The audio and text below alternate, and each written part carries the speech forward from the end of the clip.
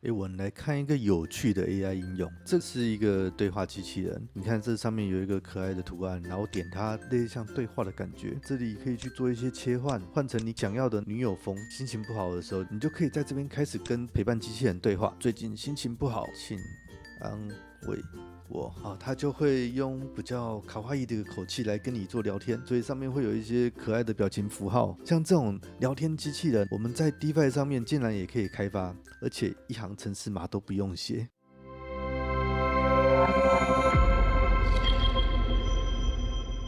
Hello，大家好，我是凯文大叔。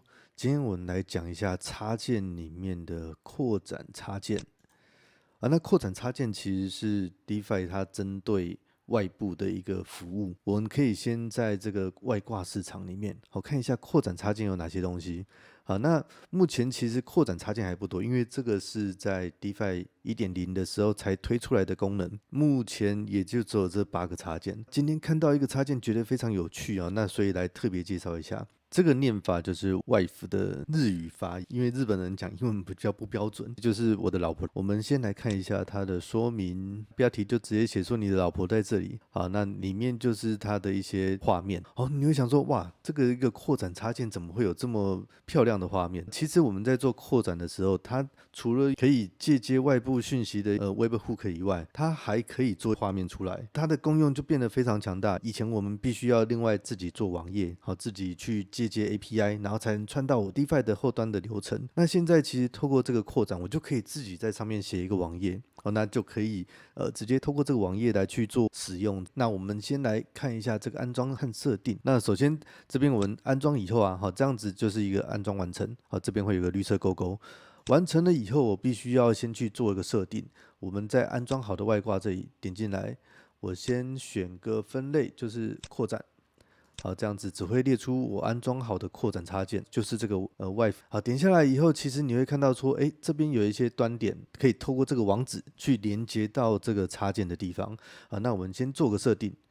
好，我们可以看到，像这个端点，它的节点的名称，还有它的机器人的名称，其实这个都是可以随便写的啦。使用上来说，这个也没有什么关系，跟你的实际上操作比较没有大的相关，因为我们现在是直接透过网页去做连接，重点还是前面的这些网址，可以透过网址连接到你的那个端点，然后再透过这个端点去串到后端的程式。我们再来看一下哈，所以像这个端点有了。机器人名称有了，接下来是 APP， 其实就是你自己去设计的聊天流程。好，接下来我们来看一下这个聊天流程哈。那这个聊天流程，我就直接取名这个卡哇伊 style chat flow。这个流程也非常简单，好，其实就是开始，然后大语言模型，最后直接回复。好，那里面的内容我就直接写说你是一个卡哇伊 style 的女友陪伴聊天机器人，请使用卡哇伊的 style 来跟用户去做对谈。这边特别写，请使用繁体中文来回答，因为它这个预设好像是英文或者是日文啊。我们就这样写完以后，这样子就可以去把它做更新。好，那我们再回到刚刚的插件。好，那在这个设定上面，我们就可以去在 APP 里面选择刚才的那个卡哇伊的 style 啊，这个流程。这个好了以后啊，我们就来复制这个连接。OK， 你看，就有一个精美的聊天的界面，然后上面还会有卡通在这里动。那另外在这个颜色的部分，它也都可以去做切换。这个粉红色就非常有女友的感觉。好，那可以跟我讲个笑话吗？好，所以你看，他这边在回答你的时候，他就会加一些特殊的表情符号。好，然后用的语气也会比较可爱一点。好，所以它就是一个陪伴的女友聊天机器人这样子，很简单吧？像这种东西，其实在